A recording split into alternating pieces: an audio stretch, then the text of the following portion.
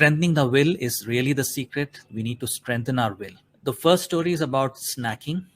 So this person would snack heavily, and they would, have chips and nuts and all sorts of things in their house, and their partner would probably bring more, and so this person would, would binge eat everything, and so kind of, he had kind of become like a, heavy, heavy size, overweight, and he knew that the snacking was one of the big culprits. And so he had asked me, what can I do for this? So I said, you need to not settle for zero. What I mean is, in your bowl, you take some chips. In your bowl, in your packet, you have some, snacks, some nuts or whatever it is, and leave a minimum of one in the bowl or in the packet or something. Don't empty it out, clean it out. Don't empty it. Minimum one. Can you leave it? It's going to, he said, but I can't leave it. I said, try for this. Go for that. Leave one. So that's how it was. One chips in the bowl, one chips in the, nuts in the something. It's a very difficult thing, for some people who don't have that challenge may find it funny and, what's the big deal. But for people who are chronic binge, this is for toxic habit, to let go of this toxic habit I'm talking.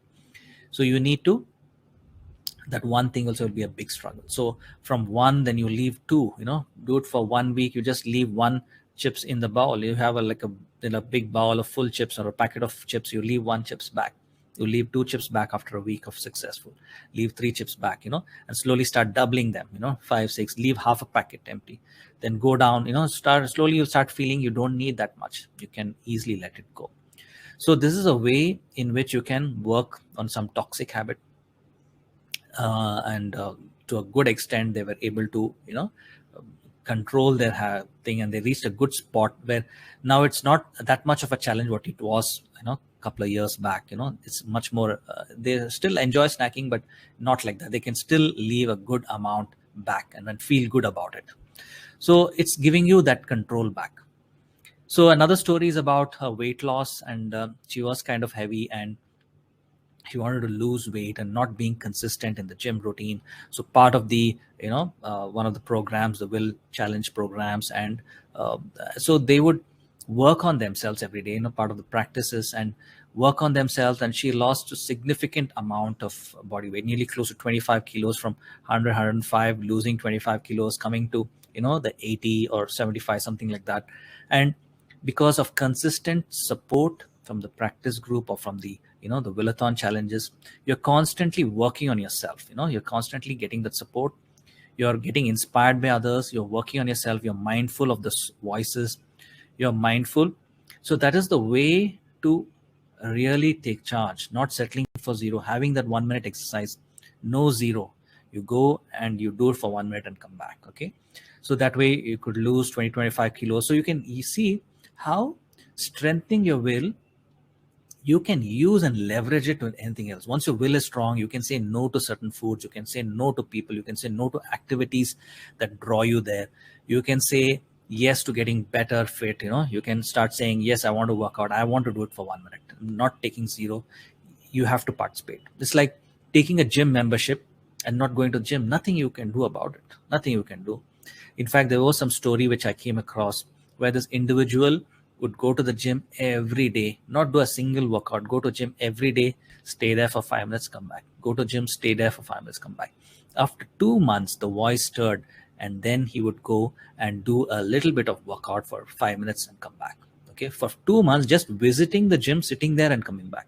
Not even, that means that is the amount, but heavy, overweight, obese.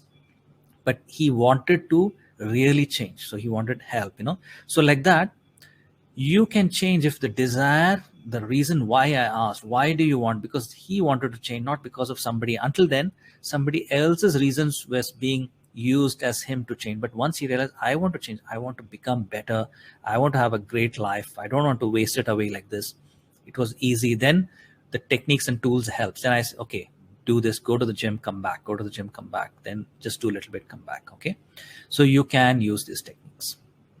The third story is about a heavy procrastinator who would just not come up doing anything else, and who would come up with beautiful reasons why he cannot do something. This has happened, I can't this, Preetham, I can't do this, this is not happening, that is not happening, and not doing anything much in life, just not grown anywhere from the last 5 years, just there itself. So then I said, are you ready for change? Are you ready to do what I said? He said, please don't put me in this, I don't want this will challenge. I don't want this. Okay. I said, great. He was part of my personal coaching program. And then I said, okay, every day I want you to send me this message, because this is something I gave him some work, send me these quotes to me. And I want to get inspired because I'm writing somewhere else. So he said, yeah, I can do that. Something very trivial. Okay. And he would look up these beautiful quotes and send it to me every day. And for 5 years, a person who's been vegetating, doing nothing, okay, he slowly started change. Then he started, I heard, what's happening with you? Then slowly he said, no, I'm going to my gym, I've started to work out, I'm starting to lose weight, get fit. I said, great. And continue the quotes, because I really need it. Okay. And he would post the quotes to me. And then after another 2 months, he said, I'm looking for a work, I think I've got an offer, I want to take up that job. I said, great, go for it. So you can see that this thing, sending me the quotes, became a gatekeeper, because he was not ready to do the original gatekeeper, what I say in some of the Willlathon challenges. So I called this the gatekeepers. That means one task you do every day. And I said, okay, great, then do this. I'm not settling for zero. I want something from you. Send me these quotes. So this became the stirrer of his will. And he was able to overcome his procrastination.